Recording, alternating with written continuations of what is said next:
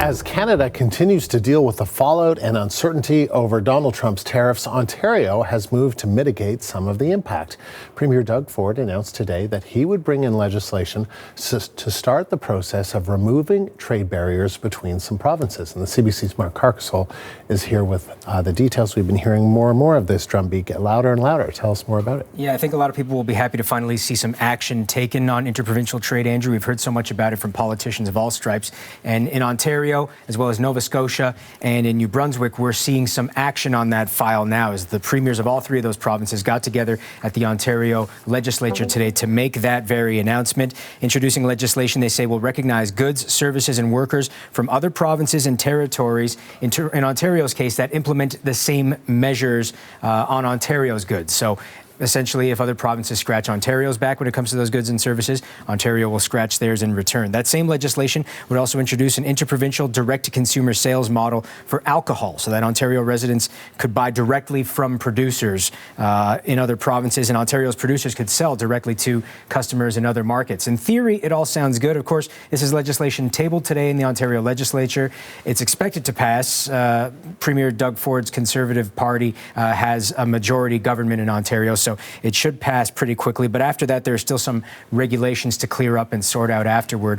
The premiers also gave an example of what they're talking about here in terms of the restrictions in interprovincial trade. First, Premier Ford gave an example about frozen pizzas coming in from Nova Scotia and how they're good enough to sell in Nova Scotia but not in Ontario. Maybe not the best example, but then he gave one that affects truckers transporting goods from one province to the other.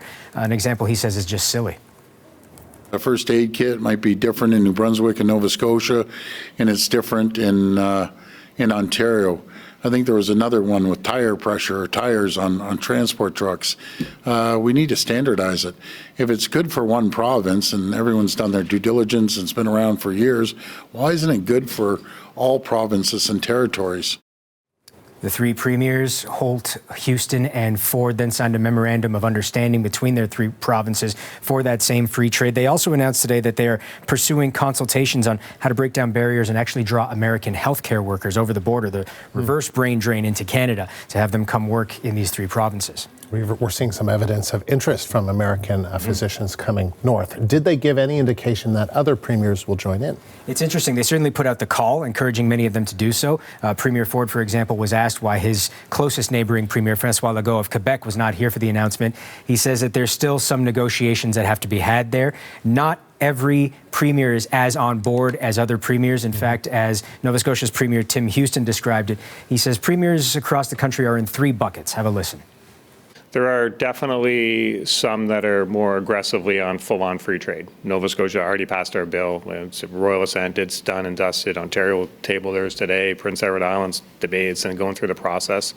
And there are others, but there are some definitely full free traders. And there are some that, realize there's too many exceptions and we need fewer exceptions. Maybe we won't get rid of all of them, but we should try to get rid of some of them. And then I think there might be one or two status quo people. I don't know exactly at this moment in time who's all in which bucket.